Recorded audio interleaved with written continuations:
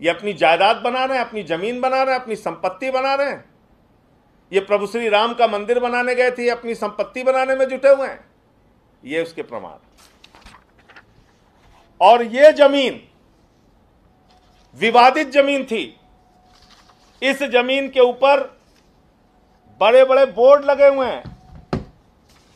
ये जो जमीन जिस पे बड़े बड़े बोर्ड लगे हुए हैं, ये विवादित जमीन है करके लिखा हुआ है।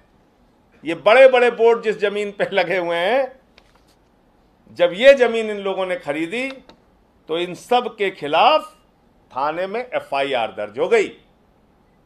आज की तारीख में बीजेपी के मेयर का रिश्तेदार रवि मोहन तिवारी और उसके साथ कुसुम पाठक, हरीश पाठक, ये सारे लोग इसमें नामजद हैं और इनके ऊपर मुकदमे दर्ज हो गए। ये तमाम लोगों पे इन पे मुकदमे दर्ज हो गए। एफआईआर की कॉपी है, ये आपको मिल जाएगी सब।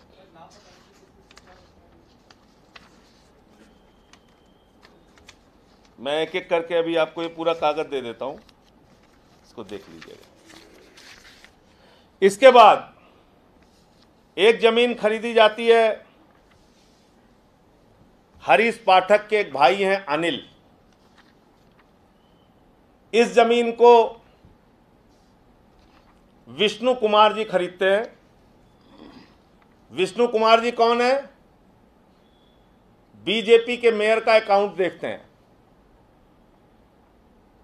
ये 15 मार्च को हरीश पाठक के भाई से 255 वर्ग मीटर जमीन 10 लाख रुपए में खरीदते हैं और इसमें गवाह बनता है बीजेपी के मेयर का भांजा दीप नारायण उपाध्याय। और यही जमीन ट्रस्ट को 3 दिन के बाद 60 लाख रुपए में 18 मार्च को बेच दी जाती है। इसमें कौन गवाह है? इसमें गवाह हैं वही पुराने ऋषिकेश उपाध्याय, अनिल कुमार मिश्रा। 10 लाख रुपए में 15 मार्च को एक जमीन 255 वर्ग मीटर खरीदी जाती है 10 लाख रुपए में, और 18 मार्च को 255 वर्ग मीटर ही जमीन, उसी जमीन का दूसरा हिस्सा हरीश पाठक से खरीदा जाता है 60 लाख रुपए में। और ये जमीन जब खरीदी जाती है तो इसमें गवाह बनते हैं ऋषिकेश उपाध्याय और अनिल कुमार मिश्रा। तो मेरा कहना यह है कि जब आपको यह भी पता चल गया कि जो कमाई वहां से हुई, उस कमाई को कैसे हरीश पाठक और कुसुम पाठक ने मिलकर सुल्तान अंसारी और रवि मोहन तिवारी के साथ संपत्ति बना ली 10 करोड़ की, इतनी सारी जानकारियां आपको मिल गई। क्या इस देश में सारी जांच एजेंसियां मर चुकी हैं? क्या इस देश की सारी जांच एजेंसियां खत्म हो चुकी हैं, कहीं उनका कोई रोल नहीं है? क्या इस देश के प्रधानमंत्री की संवेदनाएं पूरी तरीके से समाप्त हो चुकी हैं? प्रभु श्री राम के मंदिर के नाम पे करोड़ों करोड़ का घोटाला बीजेपी वाले कर रहे हैं ट्रस्ट के साथ मिलकर,